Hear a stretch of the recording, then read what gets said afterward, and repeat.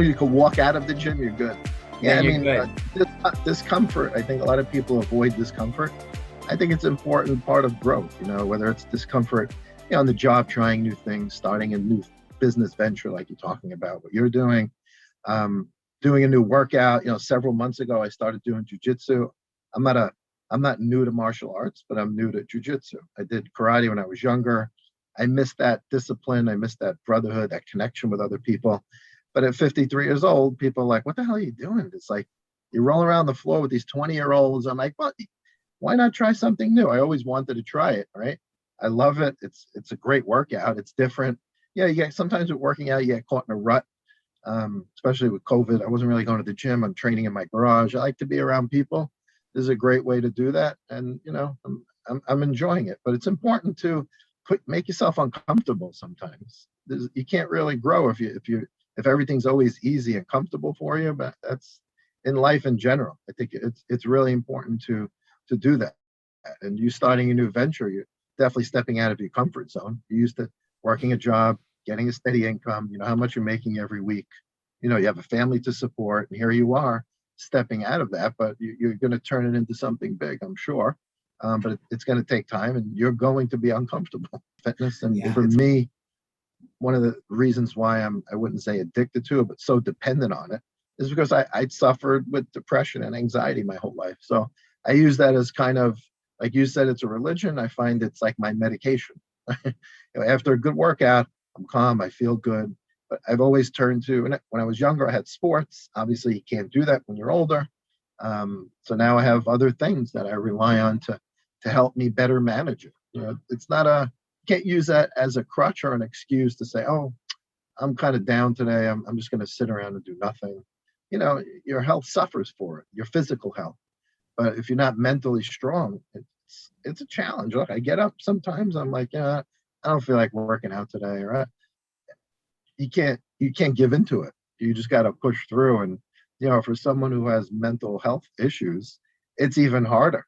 That's why when I hear people who don't have those issues making excuses for, I don't have time to work out, my shoulder hurts, I got two torn labrums, two rotator cuff tears, I had back surgery when I was 20, I had knee surgery in 2007. That's not an excuse. Either is age. I'm 53 years old. I mean, but people will find the excuse because they avoid discomfort. That's just what they do. Or some people just not disciplined to be consistent with it. The new year's coming. Oh, I'm going to go join the gym. And 2 weeks later, they're done. I just, should be a priority because, if you don't have your health, what do you have? You can have all the money in the world. But if you're going to spend all that money to try and buy back your health when you're older, what's the point? Right. You're right, Brian. It was through the job that I came to confront that I couldn't cope. I couldn't cope with what I defined as failure. And so a lot of things that came out of COVID for me was from the reflection of why did I get into these bad habits of thinking a certain way? And everything went back to just an early age. I would just start putting myself down. I really talked to myself in a negative way to push myself. Like, come on, man, come on, don't suck, do better. Like, and so that repetitive pattern of never really encouraging myself. And then I used to think this was just hokey pokey. Like, I mean, I'll meditate, I'll pray, I'll get calm, but inside the storm was always fierce, and it was always like ready to bring me down. I would celebrate others. Someone was down, one of my buddies or even a colleague, if they were struggling, boy, I was really good at being there for them. But then when it came to being there for me, I always let myself down. And then when I really needed to be there for myself during COVID, recognizing, Brian, how inferior I am behind a screen. Like, I had to make all these calls, scientifically based, dealing with, real experts in their field. And I'm looking at my face, and the whole time I'm thinking a million things, being hypercritical of my facial movements. And what are you doing? Like, why do you do that? And then I just lost all grasp of what I actually do, which is connect to people and understand. And like the screen became a trap. I couldn't escape it. And I was having a tough time moving commercially anything that I was selling because it's a very limited profile, and it wasn't ideal for immunity. So it was a convergence. But this is where I had an opportunity, and I probably had many opportunities, and I may have not seized them, but I had an opportunity to break the pattern of self-defeating thought when I was up at 3 a.m. on May 5th or something, May 6th, May 4th, something like that. Beginning of May, and I just was empty. I had just emptiness inside me, and I'm in front of my computer and I'm trying to work. I'm trying to get a sale at 3 a.m. as if what I'm going to do right now is going to trigger anything. And the hopelessness behind my optimism crushed me. It was like inside I knew this is literally not worth it, but you're still working like a dog to do it, only to disappoint yourself. Uday, you love this. You love kicking yourself. And I had to break that habit. I said, I need to be good at something new. Mm-hmm. I sent a message to the F45 guy that down the street, he opened up a studio and he'd been trying to get me in. I'd gone in there just to like check it out. I never went in for a trial. And I said, hey man, if I don't change anything right now, I'm done. I don't know if I come back from this. I'm at rock bottom. And from that day, what has started is this journey. And it was breaking that pattern. And I was just lucky, man. I was just really lucky that, I have a supportive family and I have a lot of people around me. So maybe my spiral wasn't as violent as maybe others, but it's a very, very sensitive subject to me. When you tell me very openly and candidly that you've battled mental health challenges, that's just something that when we were younger, we weren't allowed to ever even say, man, like, you got, and I, whether you're in sales, whether you're in the gym, but being men, we're not allowed to be weak. And then I realized I was like, I'm weak in the gym and I get stronger. I keep going back to the gym and I get stronger. I was like, it's okay to be weak. Just don't stay weak. Get stronger. Yeah, I mean, it's true, especially I grew up in a pretty tough neighborhood in Brooklyn. You didn't talk about your feelings. My dad grew up during the Depression. He was a World War II veteran. You just didn't really talk about feelings. And I didn't really understand, you don't really understand as a kid, you don't understand depression. My mother suffered from it terribly. So I had some idea what it was. I didn't, I would look at other people, other kids like having such a great time. I never felt that. I never had the ability to really enjoy myself that much. I had a feeling something was wrong, but didn't recognize it till later on. But, seeing therapists never helped me. Medication didn't help me. Really just being active. It was to me the best thing. And like you said, being positive, because the words you tell yourself mean a lot. If you keep, throwing negative words into your head, that's the way you're going to live. Right? And if you surround yourself with negative people, it's the same thing. If you have good support, people who are encouraging and not negative, it helps a lot. But still, it's you that has to do the work. These therapists would go back to your childhood, of course. Oh, this happened to you. I'm like, okay, and I'm not going to sit here and blame my mother for my issues. I'm a grown man. I got to step up and figure out how am I going to help myself to feel better. And, thinking back, I always felt the competition. I loved the physical. I played hockey and football. So I liked the contact sports. So for me, and then I did martial arts when I was younger. That was like my outlet, right? So it kind of helped me get through that. And, but in a neighborhood where, you have tough guys walking around. You're not walking around saying, oh, I'm feeling depressed. No one, like you said, talked about it back then. But now, I've opened up to a lot of people, and me being honest, even here at work, people come to me on the side because a lot of people, they suffer in silence with mental health. Unfortunately, they don't get the help they need. Sometimes, people don't see light at the end of the tunnel and it doesn't end well. See it with veterans, killing themselves, coming back from war, not having the support that they need. Athletes with traumatic brain injury, not getting the support they need. It happens all the time, but it's really, you got to have that support system and that positive thinking, and you have to have an outlet. You have to figure out what makes you feel good. That sometimes it's trial and error, and for you, you're in a good place now, right? You figured out what's best for you. But to me, physical health and mental health go together. Yeah, they really do. If you're not going to feel great if your body is not strong and fit, it they really go together. And it's the whole package. It's eating healthy, it's getting enough sleep. A lot of people, they think they're tough because they're functioning on 4 or 5 hours sleep. They're not really functioning well. They think they are. They don't realize there's so much research around sleep deprivation and how it increases risk for diabetes, heart disease, depression, anxiety, all of those things. And, Right. especially with men, I got to work 18 hours a day. I want to fatten up my bank account. I want to buy a house, a new car. All right. But if you're going to sacrifice your health, does it make any sense to do that? God bless you. For you, if that's what makes you happy, good for you. But my mental and physical health are my priorities. I have a family to take care of. Yeah. If you're not good mentally and you're not healthy physically, I don't know what use are you going to be to your family. With the advancements in formulations, like you have such good supplements out there, Mm-hmm. it's actually a tragedy if you're using those supplements. This is the thing that I got out of the physical fitness, just something simple as protein. Okay. What protein does for me right now is so different than what it could have done for me before when I was not nearly as active as I am right now.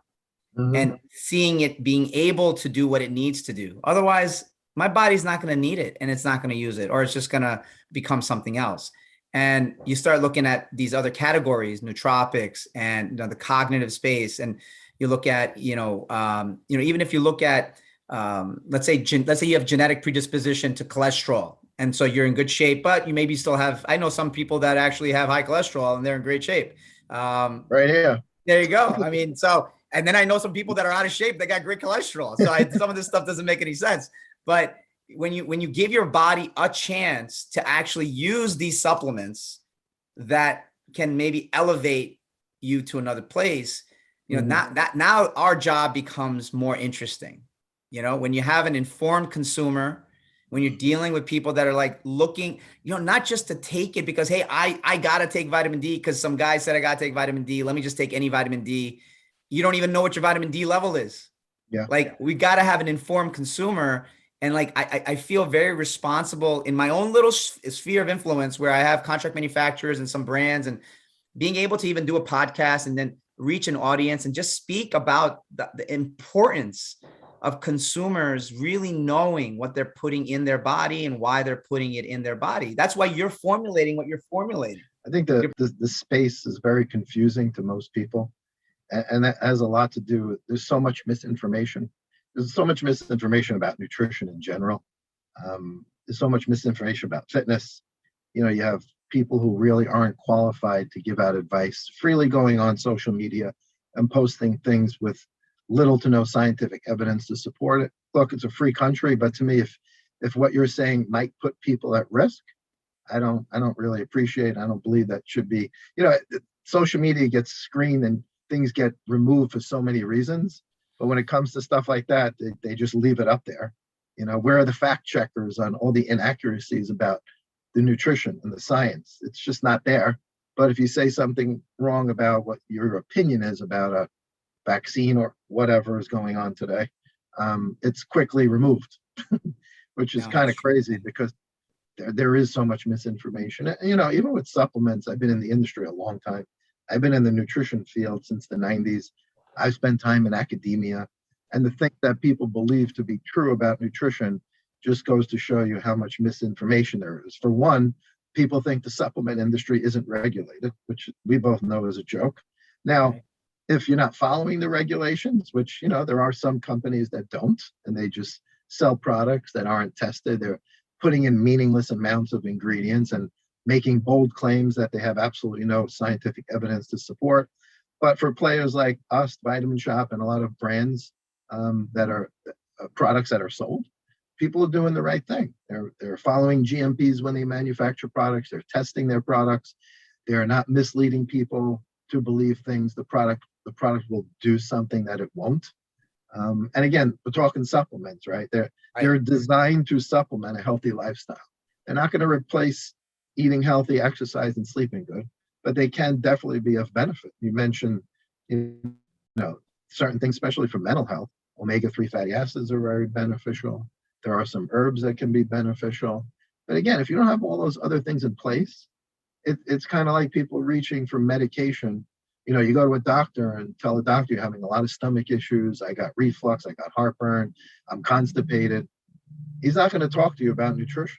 He's going to Right. give you something to make the bathroom. He's going to give you something to help with your heartburn. If he would just kind of dig a little deeper and say, hey, you need to change your diet a little bit, and you probably feel better. But, people want the quick fix. And, sometimes I see supplements being sold that way. Like, don't worry about changing your lifestyle, just take this. Now, the reputable companies don't market products like that. But look, it's unfortunate. There's a lot of misinformation. Supplements can be really beneficial. And I hate when I hear people and even physicians saying you can get all the nutrients you need from your diet. Well, the data we have shows that most people don't come close to meeting their daily requirements for many nutrients. Right. And even the most the person who is most well-intentioned, they feel like they're eating well, and their diet consists of mostly whole foods. It's hard to get all the nutrients you need. And the daily values they suggest are really the minimum amount. To get optimal amounts, you would have to eat a lot of calories, a lot of food, eat often, and frankly, people have a hard time doing that. That's right. We have an obesity rate that continues to grow, type 2 diabetes in teenagers, which years ago it was called adult onset diabetes because you really didn't see that in kids. Now you're seeing it children at a very young age because they're inactive and they're eating unhealthy. But you got to look at the whole lifestyle. And I think it all comes together. Supplements do have a place, but they can't replace healthy eating, exercise, sleeping well, managing your stress, all the things that we're talking about. Your brain has to live somewhere. It may as well be in a healthy body. Yes. But our system is not set up for what you're talking about. There's little education on nutrition. I mean, I taught nutrition in college for students who I did teach elective courses, but most of them were nutrition majors. That was the field they were going into. The food, the places where you should get the healthiest food, like schools and hospitals, usually have the worst quality food, and people make a joke out of it, right? I think if you go back 40, 50 years ago, there wasn't access to all the information you have now. You have so many people, so much good, credible information. I think it's just a matter of weeding through the BS, and people don't know like what the good resources are. They're on TV listening to people who are just hyping up a product or a new diet, a new book. But I think for most people, they understand what a healthy food is. I mean, I don't think that's that difficult. When you're walking around the supermarket, what food is good, right? I mean, it gets a little bit more of a challenge when you're comparing food in a package, right? Everyone knows fruits and vegetables, lean meat, chicken, all the things that when you go around the outside of the grocery store, basically things that can go bad. If a piece of like a Twinkie, you can keep it in your car for like 2 years and it doesn't go bad. If the bacteria don't want it, your body, it's not going to be of any benefit to your body. I think most people I think it's common sense of what a healthy food is. Now, as far as how much of it, you can even overeat healthy food, right? You still have to watch how much of it you eat, like everything in moderation. You can even get sick from drinking too much water, right? Something called hyponatremia, where your sodium levels drop too high. You can get very sick from that. You can overdo anything healthy. So I think moderation is key. Eating real food as close to nature as possible. It's not that complicated. I know there's tons of diets out there, diet books, people, these gurus who, want you to follow their way of thinking. There's no one way of eating. Some people do great on a keto diet, some don't. Some people can do the intermittent fasting. Some people can't go, 16, 17 hours without eating. I think we listen to our bodies. If you wake up in the morning, you're hungry, eat something, right? It shouldn't be a donut. If you're not hungry, don't eat. Wait till later in the day. But to intentionally not eat, that doesn't work for a lot of people. A low carb diet, a high protein diet, whatever it is, there's tons of that stuff out there. Sure. And there's always new stuff coming out. And that's where the money is, unfortunately. There's no money in common sense. Eat real food as close to nature as possible in moderation, exercise, sleep well, and supplement as necessary. Can I make money saying that? No, not really. No, So it's that's the true. challenge. And with in medical school, the person who you're relying on for your health care, your physician, you're going there when you're sick. I don't really go to doctors. I get my annual checkup. If I'm a little under the weather, I'm not running to a doctor. But there's a lot of people who depend on doctors to give them the right advice. Right. Unfortunately, and it's not their fault, the healthcare system incentivizes treatment of disease, not health. So there's no money in keeping people healthy. There just isn't. So when you go to a doctor, if you don't walk out of there with a prescription, whether it's to a specialist or for a drug, do you feel like you got any value out of it? Probably not, right? No one wants to leave the doctor with nothing unless you're just going for a checkup. So that there's no training in preventive health care. I think more and more medical schools are starting to incorporate that, but they spend so much time. I have friends who are physicians, so much time on learning about diseases and symptoms and medications, and it's a lot of work. It is. So to squeeze nutrition in there, I think it's important, but it's just not the way the system is set up. We have more of a disease management system than a healthcare system. It's just the way it is, and it's unfortunate. I think last year was a wake-up call for a lot of people who were kind of, I know at the vitamin shop, we were seeing sales of things like vitamin D, zinc. Even there were doctors recommending it during the whole, what was going on to just support a healthy immune system. And studies that came out show that people with higher vitamin D levels ended up faring better.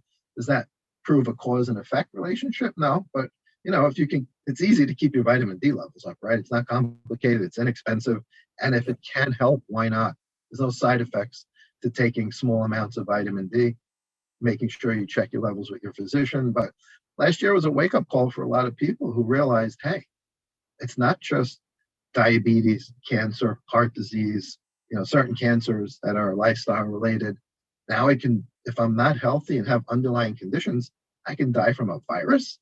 So I think a lot of people got really scared, because, a lot of people who got very sick and died had some underlying condition. That doesn't mean no healthy people, died or got very sick. Of course, I think it was a much smaller percentage, and people were relying on, well, we got the vaccine, we're good. But, even the companies that came out with the vaccine, they never said you can't get the virus if you're vaccinated. But Right. there's a really good chance you'll survive. You won't end up in the that's the goal, right? You don't want to end up in the emergency room on a ventilator, because once you're there, the risk of you dying goes up dramatically. So Right. if with the vaccine, free country, free choice, whatever you do, but it was never to stop you from getting it, right? Yeah. It was just really to minimize the damage, the collateral damage that can occur when you have a virus. The inflammation, look, you get the flu, there's a lot of inflammation in the body that comes from your immune response. Right. Unfortunately, with COVID, that inflammatory response they call the cytokine storm really caused a lot of damage in the lungs. And I think that's where the issue was. So we haven't seen a virus like this in a long time. But again, I think people got nervous. They're like, wow, I got to get healthy now. So they think they're going to turn around. And look, that's great. If that got them on the path, unfortunately, some people need a scare like that to make changes. And that's good. That's fine. They went through whatever they went through. Now they got their life in order, and they're eating healthy, and they're conscious of, getting up and exercising every day, getting out and getting sun, and, trying to do all the things that you do to stay healthy. But unfortunately, it took a lot of lives. But I think, some people came out of that with a different way of thinking, saying, hey, I better prioritize my health or I'm in trouble. Yeah. Well, without a doubt, physical fitness is definitely more important to people, even at the workplace. I read a really insightful post on LinkedIn where someone was making a bold declaration that within the next few years, it's going to be pretty much standard operating procedure that companies have gym time included in the daily regimen of their corporate lifestyle. And, that has to be something that corporate has to look at and say, you know what, let's incentivize our employees. Let's make it so that a healthier employee, it means a healthier employee stays with us longer and is better and more productive, because, COVID's not going away. It's not, I mean, whether it comes back in another form, another name, but that cat's out of the bag. We're not going back to pre-COVID world. With COVID, there's no way in the world a human being can be on this earth and say, okay, I'm untouchable. So you would think that that would mean, okay, what am I going to do about that? But this is where, I come to someone like you and I say, all right, so you're on the front line of formulations at a major brand. Like you have so much, you would have more influence over things that happen. And then you can actually say, hey, you had a part in it. What can average people do, right? Like if we want to influence our school boards, if we want to get the garbage out of our local hospital, what you said is schools and hospitals should have the best food. That should almost be like an act of Congress, like, if you, yeah, because that's, they're supposed to be harbingers of health. So like, what do we do? What do we do to fix this? Yeah. Now you get them nuts. It doesn't incentivize health. So without that, and the profits, the special interests and companies making money off, bad food and corporate interests and, people in Congress just doing what they do. A lot of them are career politicians. Does that mean they're concerned citizens and care about people in their districts? I don't know.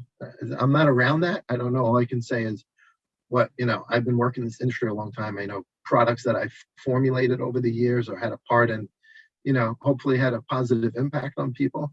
I've taught nutrition to people and I help people every day doing what I do. Hoping that little bit can make a difference as far as taking it to the next level. Yeah, I mean, if you can talk to your local congresswoman or man and figure out, what influence you can have, there's just, I don't know. I don't know if there's that much of a demand because, to be honest with you, I think people will always look for the easy way. We're talking about making some difficult change. People don't like change.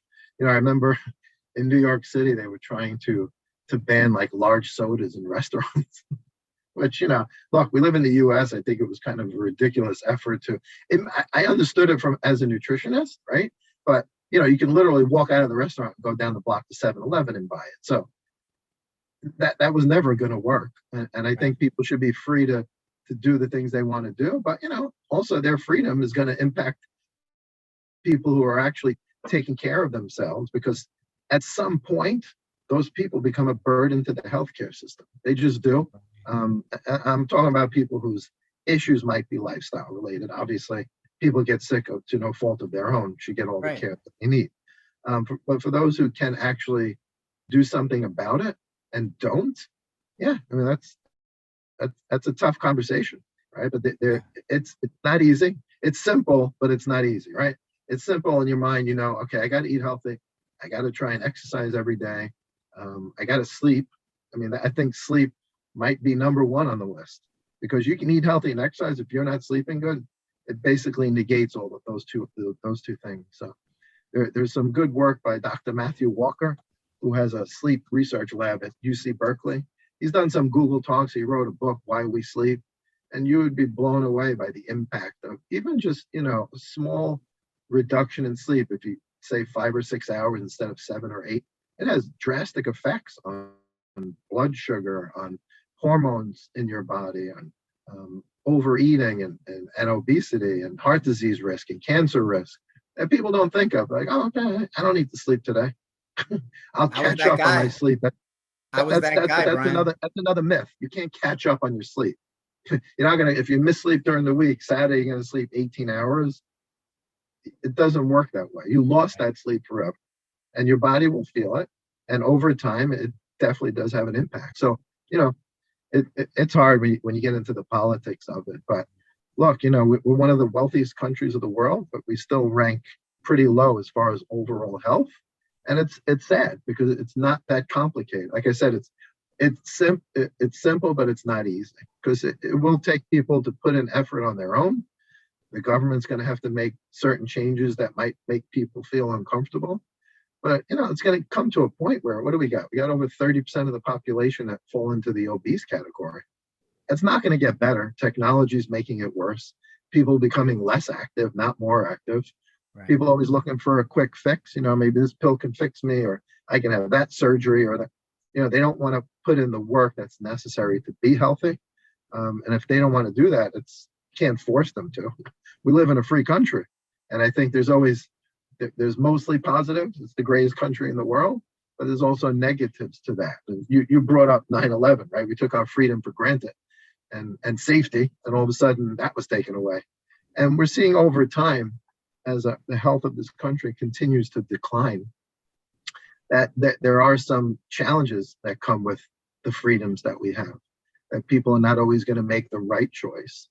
But, we have to do everything we can to encourage people, like you see a new person in the gym, you're not going to start sitting there laughing at them because they're overweight, which is, I never understood why people would do that.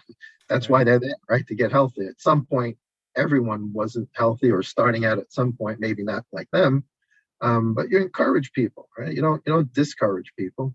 I think you make such a good point about the gym and like being looked at. And one of the things that the high intensity interval training that I'm doing has helped me do is you're working so hard in that short period of time. You don't have time to notice anyone. You're just working on yourself. You're just doing your work, and you have 30 seconds on, 10 seconds rest, 30 seconds on. You're doing that for 45 minutes to an hour. You barely have enough time to even catch your breath. Yep. And there are no mirrors in this place. And so I realized that, one of the things for me, one of my goals, Brian, is to get from going to this very, very structured environment to be able to just have a bunch of equipment in my gym, in my house, and then just train, on my own and have the discipline to do that. And, going to the gym is something that now I look forward to because I want to change the way I used to go to the gym, super self-conscious, super just inferiority complex, just super, like a long way to go. I used to go with buddies, and that was super awesome because I had the big, strong guys, always pushing me and egging me on. I was in the best shape of my life before now when I met my wife. And that speaks to something that I never connected it back then. But when I say I was in the best state of my life, best shape of my life, I was in the best shape of my mental life then too, because I was going to the gym every day. I was going to the gym every day at lunch with 3 to 4 guys. And one of the guys, he's been running track since high school, and he still runs track. And he said, Uday, most people they'll do cardio, and then they'll do weights. We're going to do heavy weights. We're going to crush weights, and then we're going to run. I'm like, okay. and he pushed me, man. Like, he pushed me. He's like, I don't care if you didn't run track. You're keeping up with me. And so when you have these guys that push you, I mean, they carried me, bro. Like, like I couldn't have done that without them pushing me. I got more weight on the bench. All that stuff was because bigger, stronger guys were taking care of me. But when I had to take care of myself, I disappointed myself. But the lesson is, okay, I messed up first time.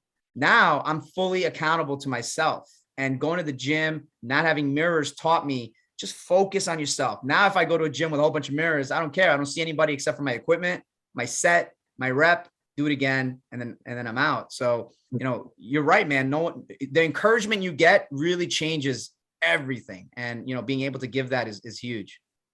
Yeah. Some people do very well in a group setting, like with classes, they feel a little bit motivated. I never really relied on motivation. Like I said, I think my challenges with depression that sometimes I don't feel motivated, but I think it's more about discipline. You're not always going to be you can get motivated. A great song comes on, right? And then all of a sudden that kind of fades away.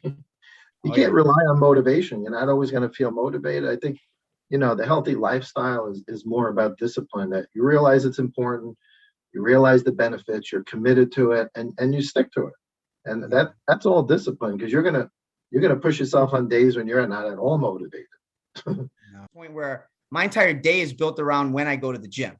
So, and so that means I stay away from toxicity. Like, 3 hours before a gym, I'm not anywhere near. If I got to do a toxic call, it's like after the gym. I'm going to be at my highest state, my most alert state of mind, which is after the gym. Even though I'm tired, this right here is so clear. I could do important things right after the gym. So it's a tool now, right? Like it's literally me going to the gym is me sharpening my blade so I can do my professional work. And being able to like run a business and do your own, it doesn't come without doubt and uncertainty. When I go to the gym, I'm training myself to deal with the doubt and the uncertainty. I say these are guarantees, and it's just so transactional for me now. But when I was 20, 25, 30, I think there's an immortality when you're in your 20s and you just fool yourself into thinking that you don't need to do things. I didn't sleep. I used to Yeah. sleep barely like 3-4 hours. I just keep Mhm. moving, keep moving, keep moving. I used to do meeting after meeting after meeting. I do fly this, that. Oh, I'm a road warrior, badge of honor. Like, but none of that stuff was going to lead. I mean, if I did that for another few more years, Brian, it would be a totally different story because I would be irreversible. I think I would have had irreversible consequences. And For sure. Well, when we're younger, when you're 19, 20, not thinking about dying. yeah, I But, tell my kids, I tell my kids that too. I say, I'm learning how to be an adult. So look at Mhm. me now and see me for my flaws and see me and like, it's really powerful for my kids to tell me like, hey, Poppy, we're really proud of you. Like, Yeah. cause they love me. Like my middle one is very defensive for me. She's like, you never were fat. You didn't need to go to the gym. I'm like, I love you. I know what you're doing. You're protecting your dad, right? Like she's protecting her dad. She's Yeah. saying, Dad, you never were fat. And I'm like, yeah, I know I wasn't, but I wanted to strengthen my brain. I go to the gym to strengthen my brain. She's like, really? Mhm. How do you do that? Well, yeah, I mean, what's funny, like people think people who don't work out think that people that work out only work out to look a certain way. Like, oh, you have to have a six pack and big muscles and want to look good on the beach. And God bless for people who that's their goal, the bodybuilders, there's nothing wrong. That's hard work, that's discipline. For whatever reason you're doing it, it should be, everyone has their own reason for working out and training and being healthy. If it's physical, that's fine. I mean, my motivation was more about the mental health. And of course, the physical part is a nice side effect of that. Sure. To be fit at 53 years old, when I look around at most guys my age and even younger, kind of falling apart. And I'm by no stretch in super physical great shape, but I'm out there, I'm trying, I'm pushing myself. And I think the important thing is when you're training, you're putting your body in a controlled stress environment, right? And I tell people who don't train all the time, it's the best thing you can do if you have anxiety, stress issues, you have a lot of stress going on, because in a workout, you can control the amount of stress, right? So then when you get stressed out outside the gym, your body's kind of used to even going, you're putting it under more stress than it'll ever happen where you're sitting in traffic.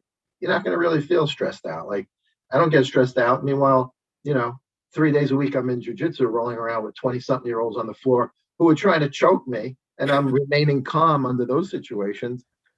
When I leave there, what's going to bother me? Probably nothing, unless somebody puts a gun to my head. Right. So, Yeah. if, No, when it's when you powerful, when man. no matter what training you're doing, you're Yeah. training you're preparing your body for whatever. And like, it's so cute with your daughter. She recognized and she wanted to kind of encourage. She's encouraging you, and at that age, that's Yeah. interesting. But you're setting a great example for your kids. They're like, they realize that that's important. Like you want to be healthy for them, for Right. yourself too, of course, but you want to be able to take care of your family, and it tends to rub off on the kids too. I mean, you can't a parent can't tell a kid, oh, you're overweight, you need to go exercise, and they're sitting on the couch eating ring dings and drinking beer. That doesn't work. It's like you can't tell a kid, well, you can't get a tattoo if you have 7 of them. Sure.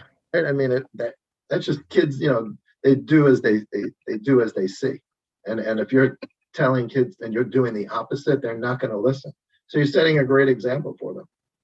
One of the things that I love about what you're doing with the martial arts is that you are challenging yourself against 20-year-olds, right? I mean, this is a very aggressive martial arts style. What's that like, man? You ever get into a situation where you're like, whoa, I'm in too deep?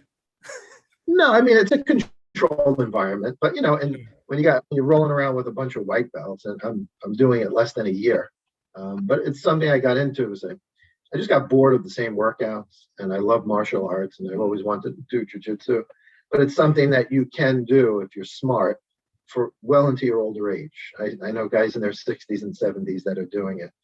But yeah, when you're on the ground with 20-something-year-old guy and he's faster, more fit, stronger than you got to try and figure out like what's your advantage. And usually, you call it old man strength. You're usually stronger than a lot of these younger guys, but they're fast and they bounce back quick, and their cardio is way better than mine. Even though I like to consider myself semi-fit.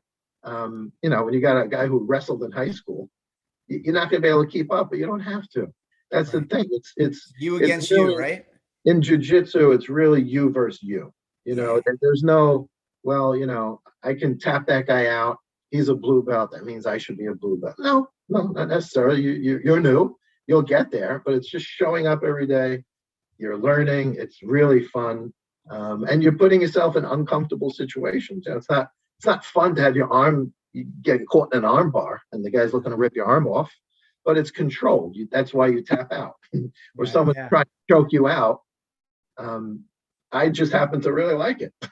That's Some awesome. some people would find that at 53 years old uncomfortable. I like discomfort. I used to run a bunch of Spartan races and get beat up doing that. That was fun. I always like to kind of challenge myself with new stuff. But this is hopefully something I can do for a long time to come. And it's a great workout. It really is. That's great. Let me ask you something about supplements. What are you taking now that you're doing jujitsu? What are you taking that perhaps you weren't taking before? Or by based on the activities that you're doing, are you taking different supplements? So I think I've upped supplements related to joint pain Ah, because makes it's sense. it's a different type of it's a different type of training, right? I Sure. used to do, and I still do kettlebells, but I used to do a lot more. I don't do the traditional like curl, chest, bicep, tricep workout.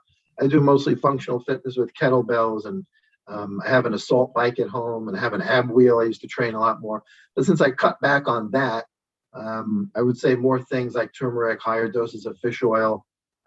It really hasn't changed that much because most of the things I take are nutrients. I don't eat fish, so I want to make sure I'm getting omega 3s. I like to keep my vitamin D level up pretty high. So I make sure, when I get my blood work, I make sure I'm taking the right amount because look, if you're really low in vitamin D, you could take 2, 3, 4,000 units every day for months and it may not come up.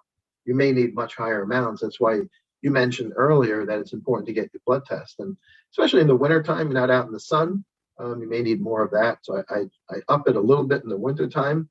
But and CBD has really been helpful for me. I've been using that. I upped that a little bit since doing this kind of training. And I find I need more recovery time between jujitsu workouts than weight workouts because you're using your whole body, right? You're getting thrown around and you're putting your body in uncomfortable situations. And I got injuries, torn labrums, rotator cuffs. I had back surgery. It is what it is. So you're fighting through that. But CBD is really helpful.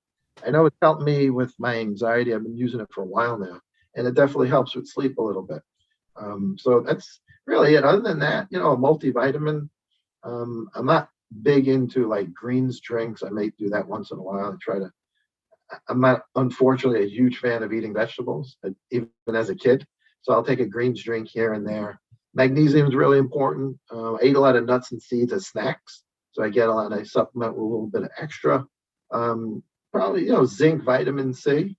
Um, that's really it. I don't take a lot of stuff. Sure. I think nutrients are important, and I don't eat a lot. So it's really hard for me to meet my nutrient requirements just through food. I can't eat 5, 6 times a day. I just can't. And I can't get enough nutrients at 3 meals. It's really hard to do. Trying to maintain my weight, it's challenging as you get a little bit older to do that. So I want That's to make true. sure I'm able to do that, well into my 60s, 70s, and beyond, and maintain lean muscle. So you got to make sure you're getting enough protein, of course. That you can usually get through food, but I'll have usually at night, I'll have a protein shake in addition to that.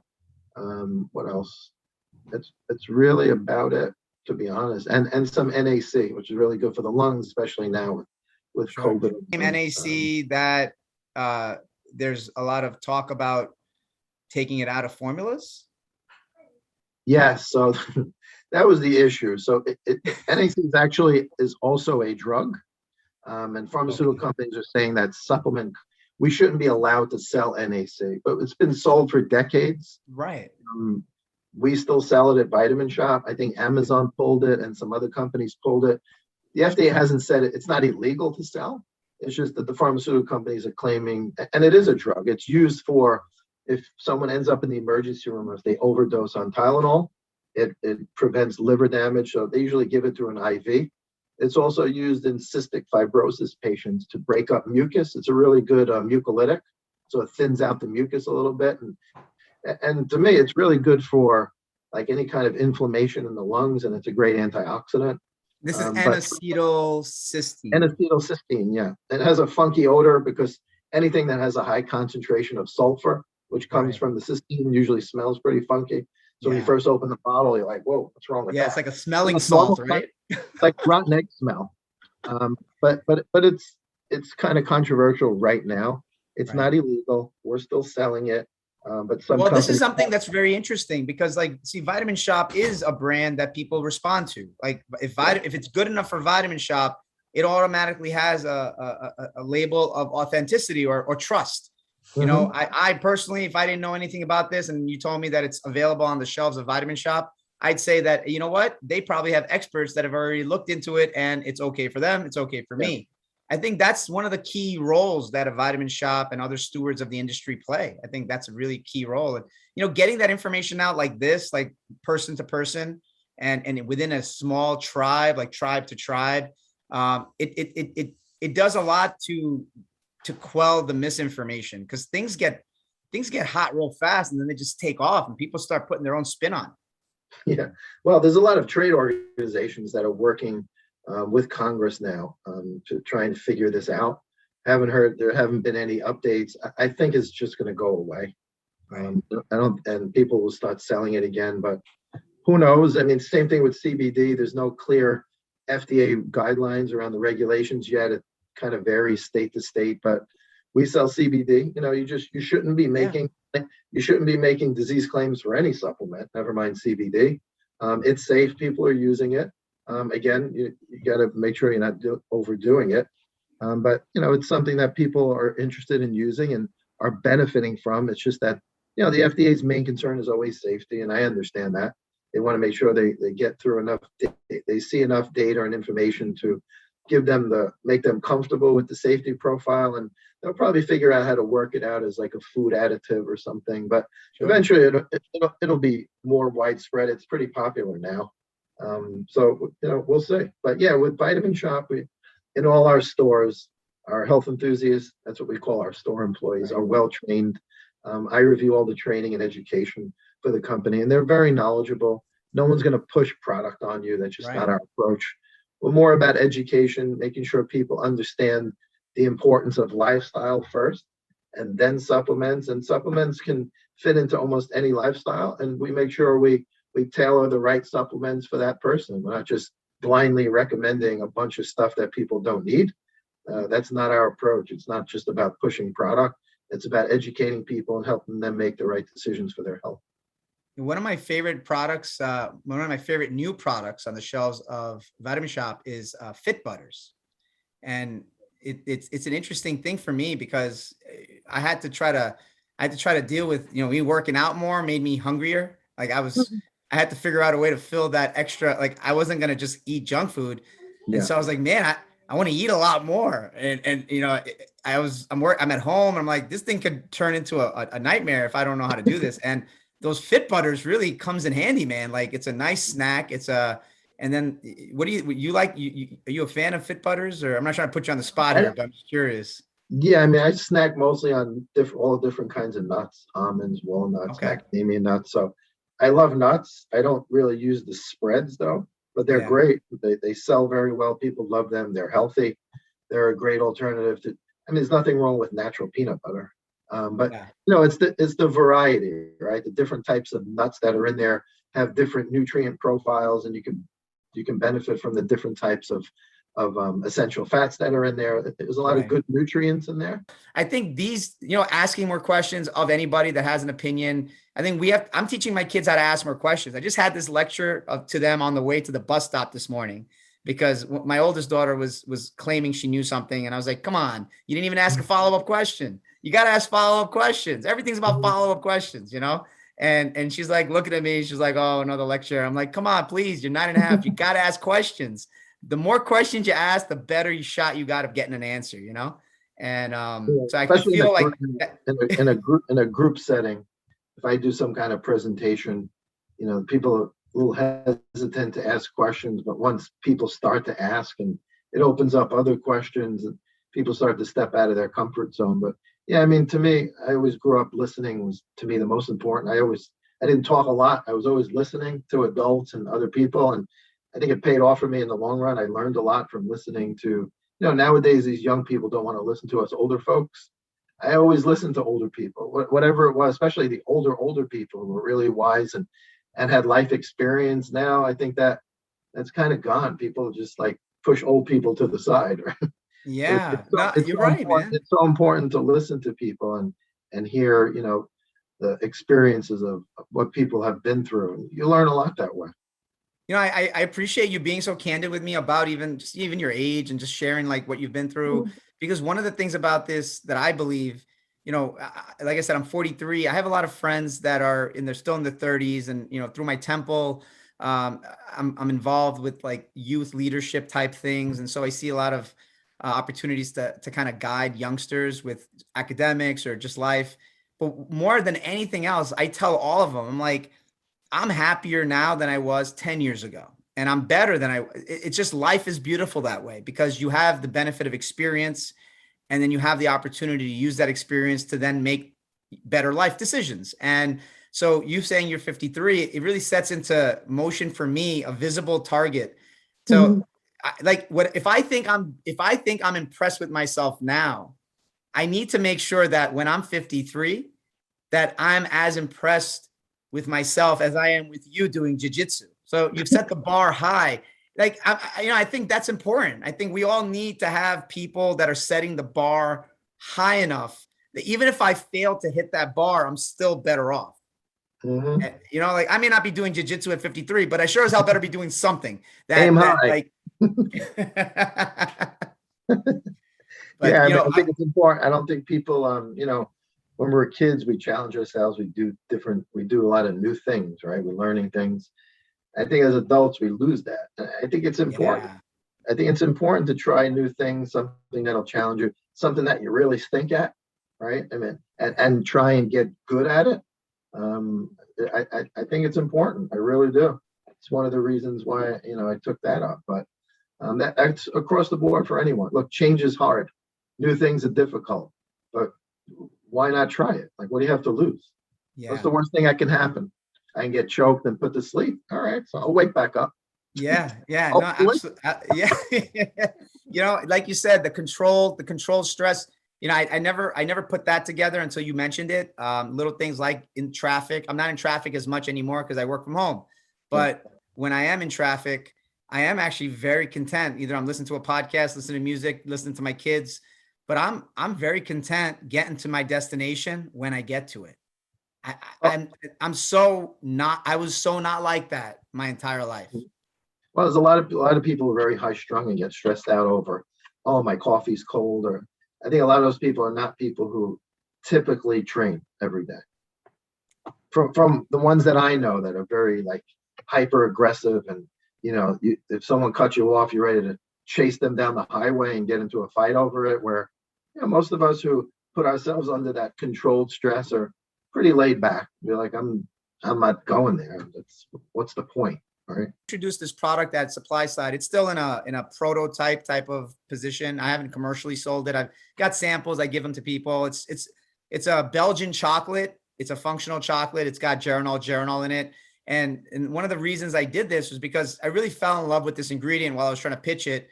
And I've got the support of American River to try to introduce a functional chocolate, or if not that, eventually it's going to be more likely to be in a soft gel or a capsule. But while I'm telling the story, it's a lot easier to get an audience if I'm offering chocolate than if I'm offering a capsule. For So, sure. yeah, so it's a little bit of marketing in there, but it's Belgian chocolate. So it's really good quality chocolate. But the reason I want to bring it up is because one of the incidental side effects of this, side effects or byproducts of it, is it does spur testosterone production. Now I've been taking 75 milligrams of this every day for the last 3.5 weeks. And I know that I'm working out a little bit better. I know that there's definitely, I've definitely got an increased libido. Like there's definitely, I mean, I can feel that there's something different. Now I need to prove it. So what I'm going to do is I'm going to get off of it, and then I'm going to get a baseline testosterone test so I can get my baseline levels. and then I'm going to start it up again. And I'm just going to, and I've done this with a few other people just to kind of get some preliminary data. But again, I'm new to this space. And for me, I'm curious, when I say to you, all right, I'm in my early 40s and I say testosterone, what do you say? I think it's important, obviously. I think the subject of testosterone replacement therapy is not discussed enough amongst men, especially guys my age. I know some people who do take a replacement. It's important. If your levels are low, it puts you at risk. You're going to lose muscle mass. You're going to be depressed. It can increase your risk for a lot of different chronic diseases. Just like a woman gets, estrogen replacement, depending on risk factors. Men should be looking at it too, and doctors should be willing to work with men. But again, testosterone replacement is inexpensive. There's not a lot of money to be made there. I know guys who have gotten off antidepressants, have reversed their type 2 diabetes, reversed their depression, all kinds of things by just getting their testosterone levels up to I don't know what we call it, the range of what they call normal. May not be, it could vary for each person or for a different laboratory. So I think it's important to work with a doctor who understands hormones, like an endocrinologist, not just somebody who's, you got guys in the gym shooting up testosterone at 25 years old just to get jacked. In an uncontrolled environment, I think it's dangerous. In a controlled setting where you're getting regular blood work, you're getting your levels checked, I absolutely think it's an important subject and something that's often overlooked. And unfortunately, men suffer because they don't hear about it, they don't know about it, they don't realize how important it is. But it can make a huge difference in how somebody feels. Yeah, and just going down that rabbit hole of all the things that journal affects. When I started reading more about testosterone, I realized how little I really knew about it. Right? Like we think we know about it just because we say it. Like testosterone. Okay, I know everything I need to know about it, but I knew nothing. I knew Well, really nothing. healthy eating, working out, lifting Yeah. weights, sleeping can all impact testosterone in a positive way. But if you have all those things in place and your level and you're still not feeling great, you may want to get it checked and maybe consider doing testosterone replacement under a physician supervision, not on your own, where you just kind of, it's like a crapshoot. It can become very dangerous. Yeah, personalized nutrition. We see that area is getting more attention.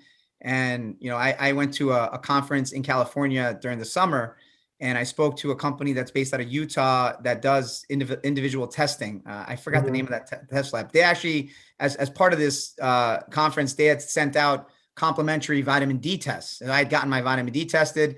And it turned out that I had gotten it tested 6 months before and it was deficient. And then I had supplemented it, and then I got it tested again. It was good. So I was like, hey, that's awesome, man. I love the fact that this worked.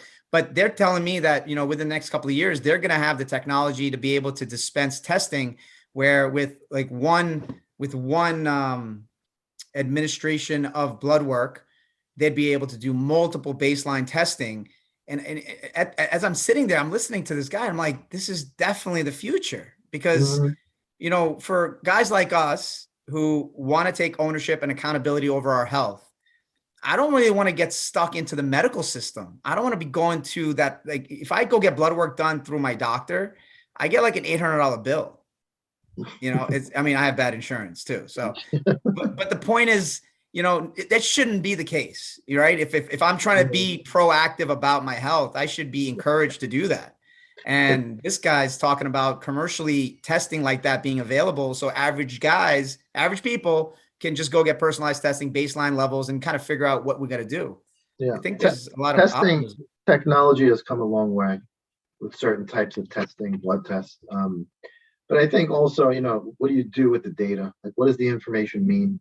Is that information, has anything been published in the literature where it's peer reviewed, where people are looking at where there's a relationship between low levels of this or high levels of that? To just get a blood test that's looking at certain numbers, if you can't use it for anything or if it doesn't mean anything and there's really no science to support it, I'm not a big fan of that. But I think some companies are really they're collecting a lot of data over time with different people and they're getting the information, and hopefully they'll stop publishing things where it says, hey, if we've noticed in this population of 30,000 men, and it still is not, it's not a cause and effect relationship, but like vitamin D, if you have low levels, you might be at risk for A, B, and C disease. And same thing with more advanced testing. They might find some relationship between low levels of this, high levels of that with X, Y, and Z disease. So then it's helpful. But to just randomly get a test that looks great, sounds great, but there's nothing you can do clinically that's useful, then I think you're just throwing your money in the garbage, because what are you really getting at it other than the report looks great, the numbers are great, what does it mean, right? And if you have no science to really support the connection between anything health related, I don't know, not a big fan of that. Yeah, that's where I think that a company like that, individual testing companies, they're probably going to be coveted by medical practitioner companies that have the actual infrastructure and the medical clinicians to actually, the results come with a phone call and says, hey, I want to talk to you about your results. And I can imagine that could probably be really useful. And I think to some extent that already exists, but just the idea of being able to avoid the medical offices, that's something that with COVID, I had to go get COVID tested at, the local urgent care, and you're in and you're out. And, I don't want to go, anywhere near a doctor's office, man. Like, I'll go for a physical and I want in and then I want out.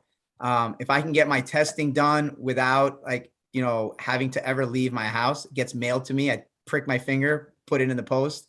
Convenience is key, for sure. Yeah, I mean, nobody likes to go. Yeah, I mean, in general, I don't think people should be relying on their doctor to keep them healthy. I agree. It's really not their goal. If you have a health issue, you should see a physician and figure out, how you're going to address it. And, there might be times where medication, I'm not against medication, might be necessary, right? But I think lifestyle changes are always first, should be, but that might be in conjunction with the right medication, hormones, whatever it might be. That's important. But, thinking your doctor's goal is to make you healthy is just not it's not going to happen. It's just not the way it is. They're there to advise you on certain aspects of health, but it's not to keep you healthy. That's your job. And you got to make the effort to do all the things you need to do. And then if you get sick, sure, of course you can see a doctor. And if you need medication, that's fine too. But most of the things that we see are preventable through a healthy lifestyle.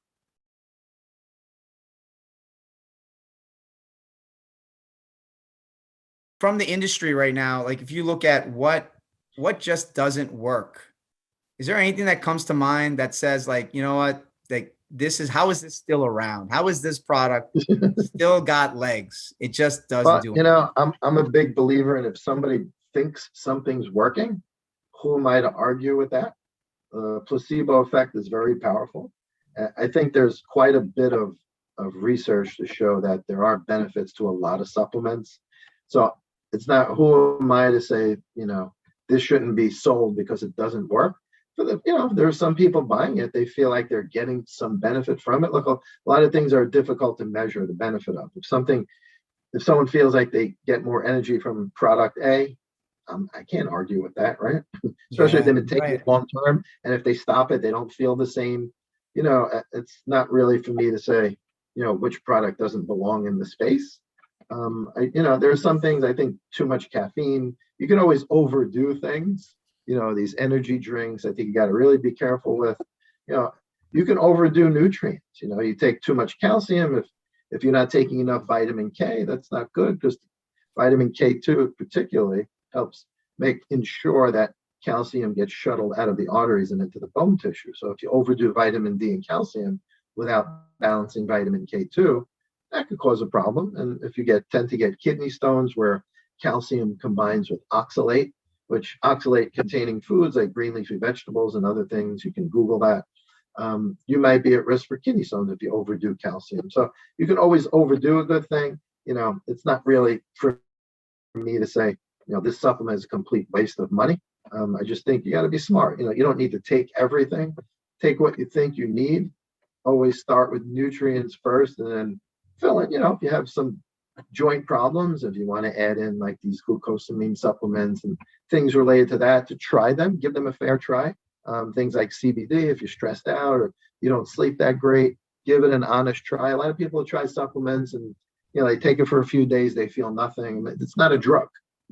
You have a headache, if you're low in magnesium, it might take a couple of weeks for your magnesium levels to come up, where it may help, right? If you're working out and you're depleting nutrients, it takes time to replenish that. You may not notice a benefit. You're certainly not going to notice a benefit in a couple of days. And some people tend to, it's the same thing with medications. People are just not compliant. They don't take their medication. I know I went through it with my father as he got old. He was skipping medications. His blood pressure would go up, and his kidneys, the issues with his kidneys, end up in the emergency room because he was dehydrated. One thing after the other, right? So compliance is an issue with medication, and it's certainly an issue with supplements. You don't want, if you're encouraging people to supplement with things they actually need, you also don't want to burden them with too much stuff and then they take nothing. Right. If they're strict about taking nutrients first, a good multivitamin, some extra magnesium, make sure you're getting all the minerals, iron, vitamin, zinc, selenium, copper, all those things that kind of work together in the body. You don't want to take too much of one thing. Too much zinc can throw off your copper balance. So it's all important, but nutrients first and then supplement with other things afterwards as needed. Hey, you deal so close, you work so closely with the health enthusiasts, with the training, with everyone saying that direct to consumer is the new wave, and brick and mortar stores, they're you see these pictures of these malls that are empty. But I mean, I see Vitamin Shop. There's a Vitamin Shop walking distance from my house. Plenty of people right there. There's an LA Fitness. There's an LA Fitness right behind it. I mean, it's great location, and they're all located right near a gym. Mm-hmm. I see there's plenty of traffic there. What do you think about the brick and mortar, future? What's the outlook look like to you? So I think that's coming back around. I remember back in the days, the old mom and pop health food store where you go in and, the people who worked there knew you and they knew your family. I think people are kind of looking for that again, that more personalized service. I think that's kind of missing. I know at Vitamin Shop, sure, we've seen increases on web sales, and maybe sometimes you get less foot traffic, during COVID. But I think that's coming back around because I think people like that. They miss that contact, and I know the people that shop in our stores look forward to talking to our health enthusiasts because they may read something on the internet and they know that they're going to get good advice. And look, and maybe they want to buy a supplement, but the health enthusiast knows enough to say, hey, based on what you're telling me, you probably shouldn't take that. Maybe you should take this. So, getting through the misinformation. And I think we're seeing a lot more of that. So I think that concept of, going into the store, talking to someone is making its way back. I really believe that. I think people miss that contact. And I think we'll see that continue to increase in our stores. And I think it really has to do with the people that work in our stores. They're well trained, they're knowledgeable, they're not pushing people to buy product. They're helping educate people so that they can make the right decisions for themselves. And we're kind of there to just kind of guide them along. But I got to actually jump on another call. Hey, Brian, I appreciate your time, man. Thank you so much. I've been looking forward to doing this for a while. Awesome. I got to tell you, I appreciate all your content. Like when you put yourself out there the way you do, you really helped me in vocalizing what I was trying to do and what I am continuing to try to do. So thanks for being a great role model. Yeah, I'm happy to hear that. That's great. You and I go back a long time. Yeah, man. I want to wish you much success in your new venture. Anything I can do to kind of support that. But we're all here doing our thing, and the goal is to really help people, change their lifestyle, get healthy, and just enjoy life more because they'll feel better. I appreciate you. All right, well, I'll be in touch. We'll talk soon. All right, buddy. Take care. Have a great day. Be well. Bye-bye. Bye.